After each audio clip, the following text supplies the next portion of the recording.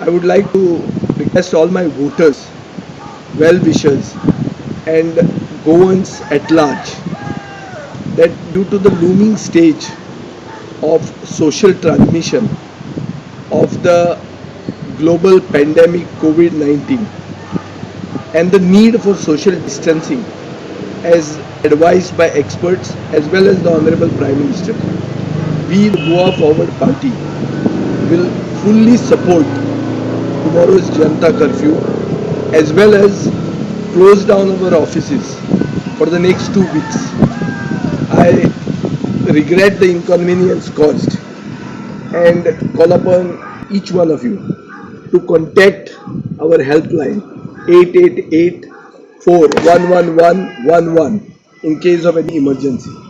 For us in the Goa Forward Party, the health and well-being of Goikas takes precedence over all petty and party issues.